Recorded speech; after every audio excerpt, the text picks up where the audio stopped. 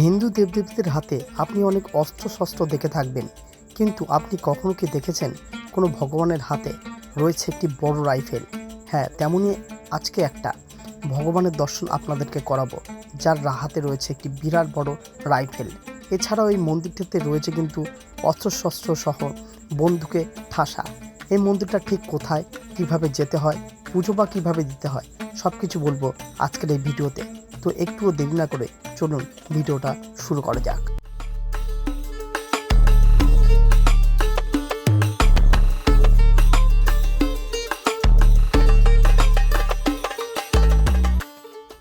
মন্দিরটাতে ঢুকতে একদম সামনে রয়েছে স্নান করার জন্য একটি স্নান বাঁধানো বিরাট বড় পুকুর, আর তার পাশে রয়েছে একটি তুলসী মঞ্চ, যেখানে রয়েছে একটি তুলসী গাছও।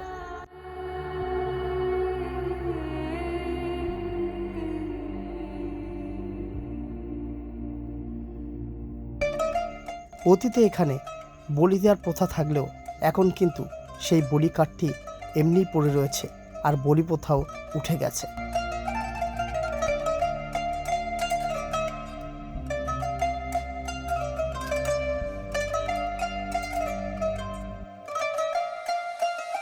প্রায় 700 বছর পুরনো এই মন্দিরটা দেখলে কিন্তু মনে হয় মন্দিরটা যেন আজই তৈরি হয়েছে, এতটাই আধুনিক এবং সুন্দর।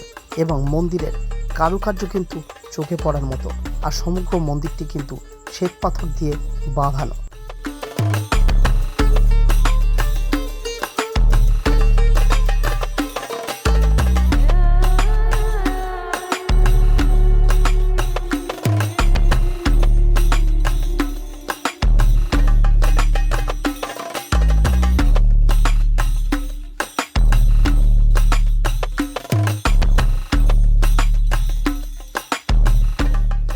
আটচালা বিশিষ্ট এই মন্দিরের পাশে ভক্তদের জন্য তৈরি হয়েছে একটি বিরাট বড় কক্ষ।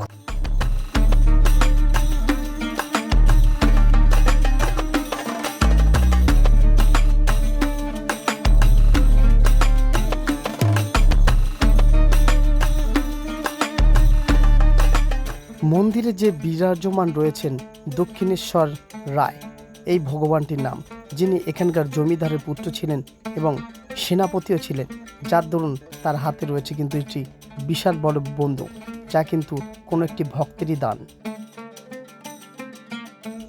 মন্দিরে পুজো দেওয়ার জন্য মন্দিরের পাশে রয়েছে 4-5খানা দোকান, যেখানে পুজোর সামগ্রী, প্রসাদ সব কিছুই পেয়ে যাবেন অত্যধিক কমে।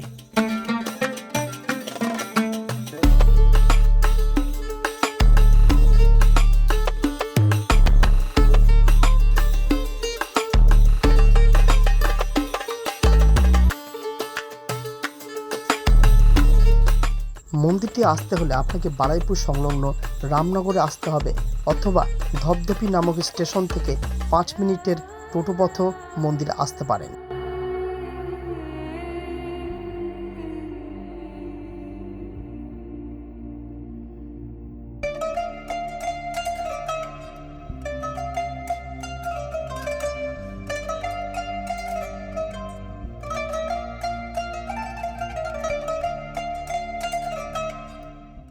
মন্দিরের ভেতরে আপনি উঁকি মারলে দেখতে পারবেন অস্ত্রশস্ত্রে কিন্তু মন্দিরটা একদম পরিপূর্ণ।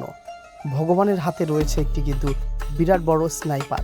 এছাড়াও ছোট ছোট যে ভগবান রয়েছে সেখানেও কিন্তু রয়েছে প্রচুর অস্ত্রশস্ত্র। এছাড়া এই মন্দিরের বাবা কিন্তু খুবই জাগ্রত। আপনারা অবশ্যই আসুন, প্রতিদিনই খোলা থাকে। অতি জাগ্রত এই মন্দিরের ভিডিও এখানেই শেষ করা হলো। কেমন লেগেছে ভিডিওটা অবশ্যই কমেন্টের মাধ্যমে জানান, এবং ভালো লাগলে অবশ্যই একটা লাইক করে দিন। কোনো রকম কোয়ারি থাকলে অবশ্যই কমেন্ট বক্সে কমেন্ট করতে ভুলবেন না।